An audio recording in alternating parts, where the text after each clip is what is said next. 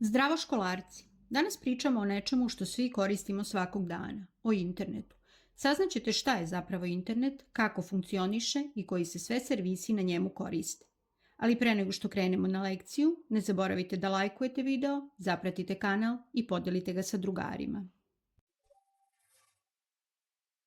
Šta je internet? Internet je jedna svetska računarska mreža, odnosno mreža svih mreža, koja povezuje milijarde uređaja širom sveta. Omogućava razmenu informacija, komunikaciju i pristup različitim servisima. Nastao je iz mreže ARPANET, koja je nastala u Americi 1969. godine i formirana je radi komunikacije između univerziteta i vojnih centara. Internet se zasniva na TCP/IP protokolu. Šta je u stvari TCP/IP protokol? To je protokol, odnosno skup pravila koji omogućavaju da računari komuniciraju između sebe unutar mreže.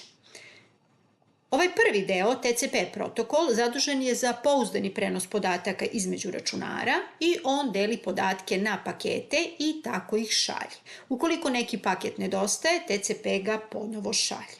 IP protokol određuje adresu svakog računara, odnosno IP adresu, i omogućava da se paketi pošalju od pošiljaoca do primaoca kroz mrežu.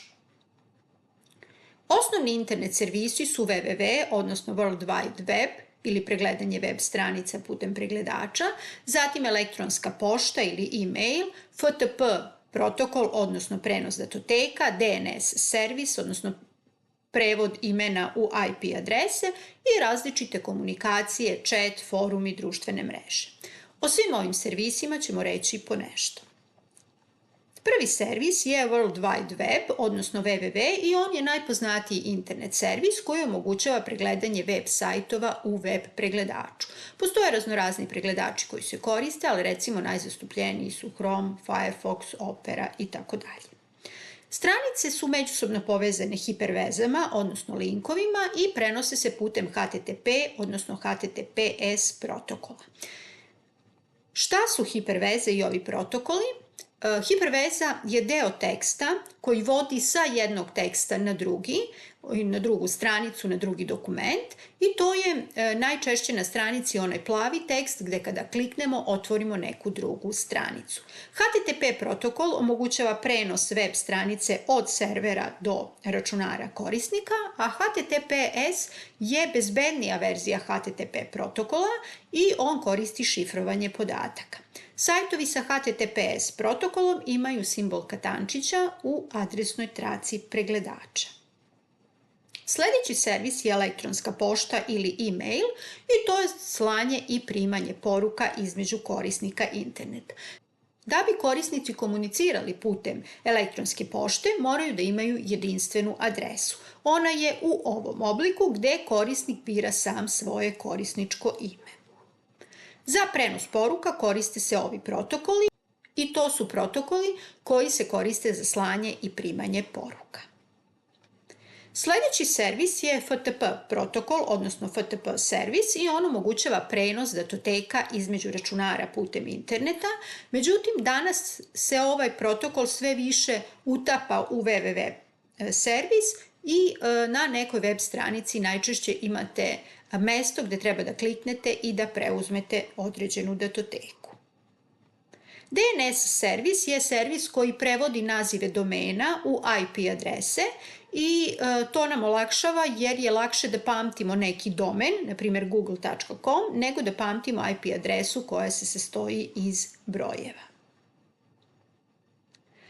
Chat i komunikacija u realnom vremenu u stvari podrazumeva trenutnu razmenu podataka između korisnika i za to postoje mnoge aplikacije. Mi recimo najčešće koristimo Messenger, Viber ili WhatsApp, ali naravno ima ih još, i prenos može biti prenos tekstualnih poruka, glasovnih poruka ili video prenos. Društvene mreže se danas mnogo koriste i one se koriste za deljenje sadržaja, razmenu poruka i međusobnu komunikaciju između korisnika.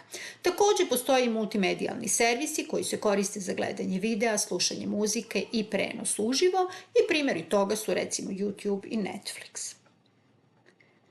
Svaki servis ima svoju adresu koja se zove URL adresa i ona je u ovom obliku. protokol, dve tačke, dve kose crte, ime servisa, tačka, ime računara, kosa crta, putanja, odnosno adresa do te datoteke koja se otvara.